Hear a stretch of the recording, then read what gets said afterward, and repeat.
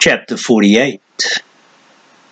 So it was that the magic faded from the four lands, and the tales of the Druids and Paranor passed into legend. For a time there would be many who would insist that the Druids had been formed of flesh and blood, and had walked the land as mortal men, and as the protectors of the races. For a brief time there would be many who would argue that the magic had been real, and that terrible struggles had been waged between good and evil sorceries.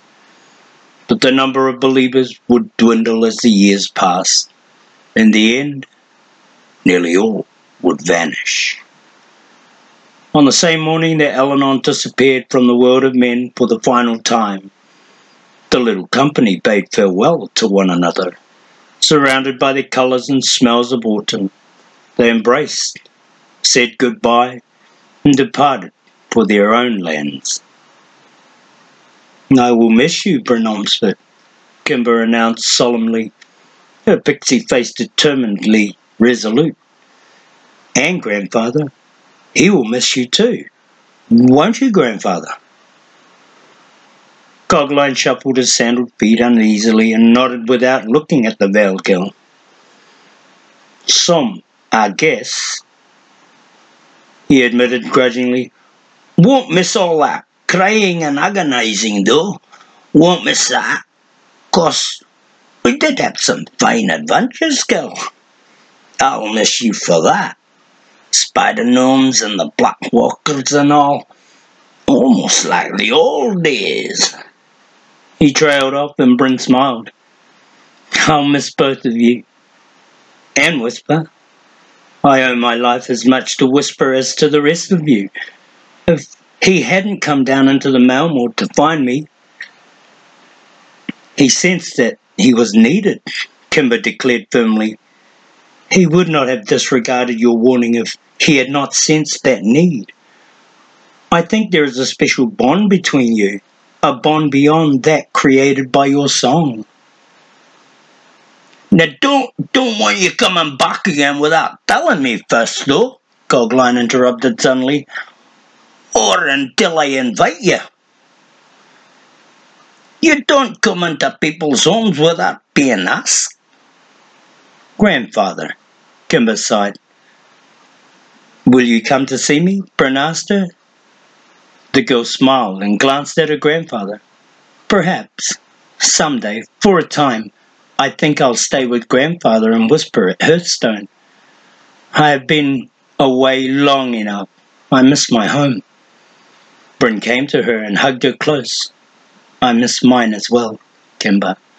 But we'll meet again someday." "You will always be my friend, Bryn." There were tears in her eyes as she buried her face in the veiled girl's shoulder. "And you will be mine," Bryn whispered. "Goodbye, Kimberbo. Thank you." Rowan added his goodbyes to Bryn's, then walked over to stand before Whisper. The big moorcat sat back on his haunches, regarding the Highlander curiously, saucer blue eyes blinking. "I was wrong about you, Cat," he offered grudgingly. He hesitated. "It probably doesn't mean anything to you, but it means something to me. You saved my life too." He stood looking at the moorcat for a moment, then glanced ruefully back at the others. "I promised myself I'd say that if he brought Bryn safely out of the pit. But I still feel like an idiot standing here talking with him like this. For Cat's sake, he trailed off. Whisper yawned sleepily and showed all of his teeth. A dozen yards away, Year was feeling something of an idiot himself as he faced Slanter and struggled to find expression for the jumble of emotions rushing through him. "And look, boy," the gnome was gruff and impatient. "don't make so much work out of this. Just say it. Good boy. Just say it." Begier shook his head stubbornly. "I can't, Slanter. It's not enough.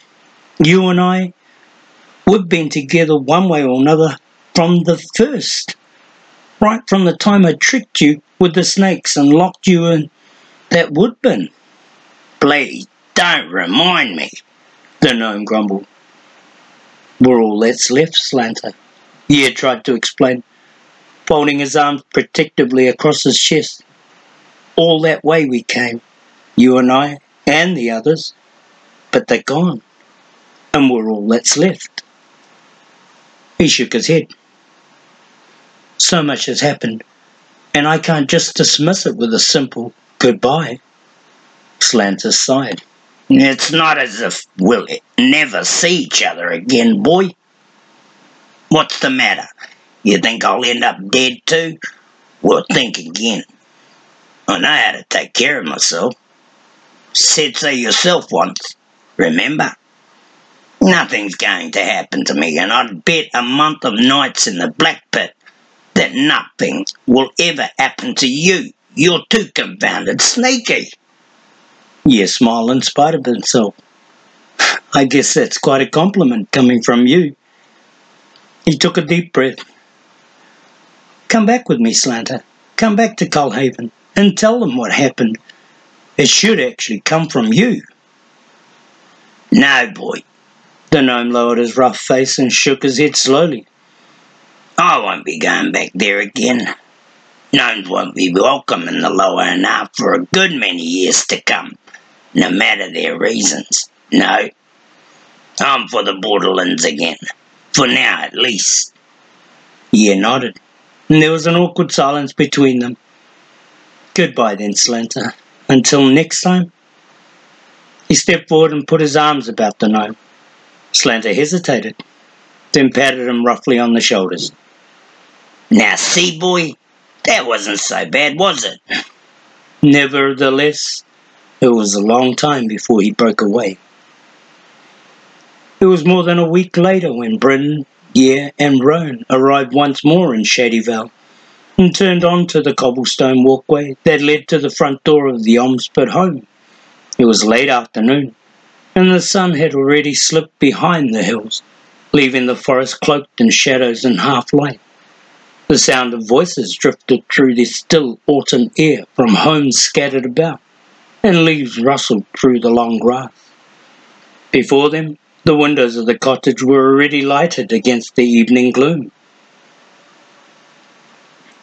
Bryn, how are we going to explain all this? Yer asked for what must have been the 100th time. They had passed through the stand of flowering plum by now, almost entirely leafless, when the front door swung open and Eritrea came rushing out. Will, they're home, she called back over her shoulder and hurried to embrace both of her children, and Roan in the bargain. A moment later, Will Omspit appeared as well, bent to kiss both Bryn and Yer, and gave Roan a warm handshake. You look a bit tired, Bryn, he observed quietly. Did you and your brother manage to get any sleep while you were in Lee? Bryn and Yer exchanged a quick glance while Roan smiled benignly and began studying the ground. How was your trip south, Father? Yer changed the subject quickly. We were able to help a lot of people, fortunately. Will Omspit scrutinized his son carefully. The work kept us away much longer than we had intended, or we would have come for you and Lee. As it was, we just returned last night. Bryn and Yer exchanged another quick glance, and this time their father saw it at once. Would either of you like to tell me now who that old man was you sent? Bryn stared. What old man? The old man with the message, Bryn. Yer frowned. What message? Eritrea stepped forward now, a hint of displeasure in her dark eyes. An old man came to us in the outlying villages south of Capra. He was from Lee. He had a message from you telling us that you had gone to the highlands and that you would be away for several weeks and not to worry. Your father and I thought it strange that so old a man would be serving as messenger for Roan's father, but... Bryn, Yer whispered wide-eyed. There was something familiar about him. Will mused. Suddenly it seemed to me that I ought to have known him. Bryn, I didn't send any Ye began, then cut himself short. They were all staring at him. "Wait, just wait right there. Just for a moment," he sputtered, stumbling over the woods as he edged past them. "Be right back." He dashed past them into the house, down the hallway, through the front room and into the kitchen. He went at once to the stone hearth where it joined the shelving nooks and traced his way down to the third shelf. Then he moved the loose stone from its niche and reached inside. His fingers closed over the old stone and their familiar leather pouch.